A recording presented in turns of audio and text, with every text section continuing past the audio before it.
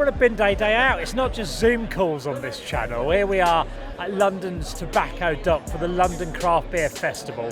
We're going here to hang out, meet our peers, have a few beers. And while we're here, we thought, why not take advantage of some of the greatest minds in craft brewing to find out what it is we should be doing. Let's go get educated.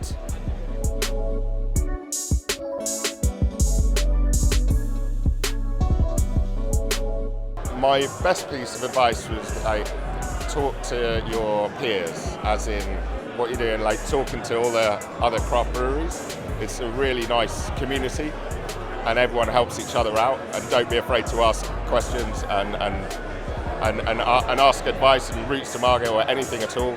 That's how we've succeeded, really, is kind of getting advice of people in similar boats. Surround yourselves with as many kind of knowledgeable people. If you're not sure about something, make sure that you've got somebody there that knows how to do it better than you can.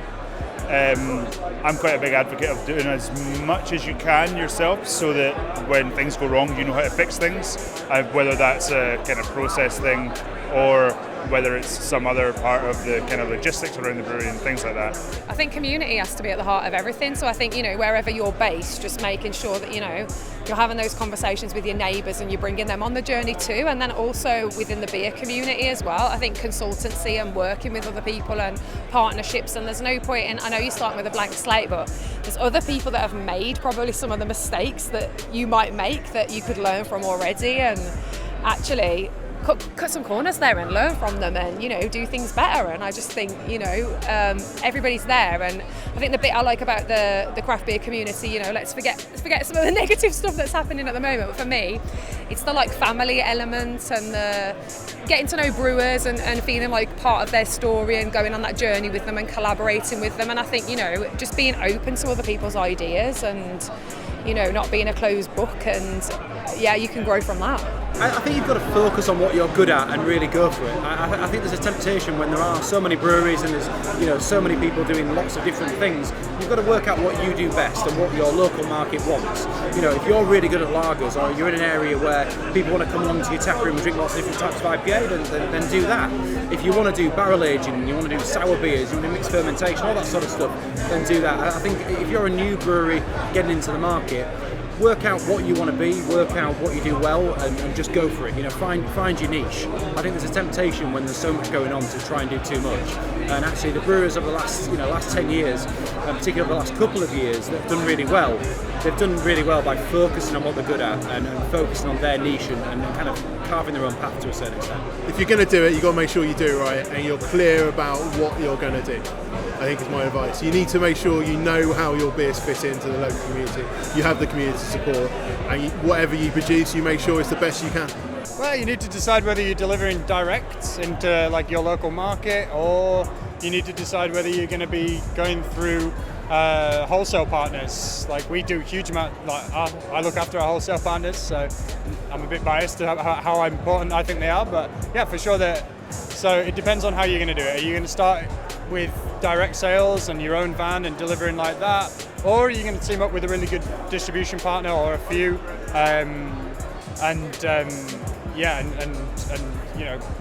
get them to help push their out there? But then you've got to sell them as to why they should have your beer instead of any of the millions of other really, really good beers and strong brands that are out there at the moment. So my one piece of advice is definitely staff engagement. Here at Gipsy Hill, we're all about community.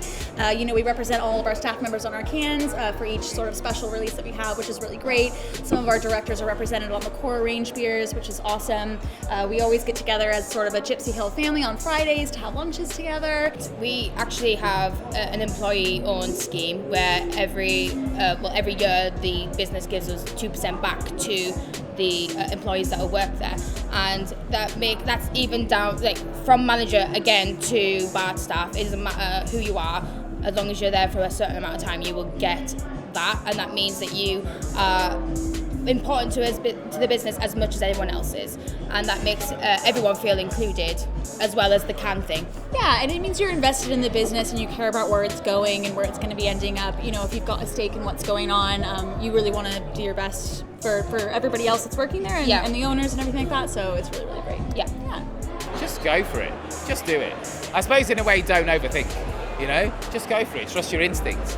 I think it's quite important to feel authentic in the industry, to kind of not chase other people's style of beers or not chase other stuff. I think it's really nice to feel you've got beer heroes or people you love or people who've done something interesting, but just be true to what yourself. Get a base in the community. Feel, I don't know, without sounding ridiculous, let your heart guide you in terms of what you feel you want to do. Don't overanalyze and just do what feels right. I think people can sense an idea of authenticity in what people do, rather than being a Me Too product of trying to copy stuff. When we started in 2013, there was, in this city in London, there was 30 craft brewers or 30 brewers. I think there's over 150 now. So my one piece of advice is to just be true to your own vision about what you wanted as a brand and from the beer. And just make that really clear and keep going on that, and don't be distracted by shiny things over here or there, because there's a lot going on in this category and in this industry, and it can be easy to be looking side to side and not quite sure, but stick to your vision. Doesn't mean you can't change it and grow as a brewery and evolve who you are and where you want to go with it, but just keep being true to yourself, and that's what will cut through, and also hire a really good brewer. What a day. We've met some great people, we've had a great time, we've tasted some amazing beers, everyone's been brilliant to us, and we have learned an awful lot about the things we could be doing to help Bin Day Brewing really get off the ground. If you want to go to a beer festival, We Are Beer, who are absolute legends and have organised this, they've got Beer Central coming up in Birmingham in September, so I'll put the details down in the description of how you can get along to that. But thanks for watching, and we're going to go off and drink with the people who won a competition to come down and hang out with us.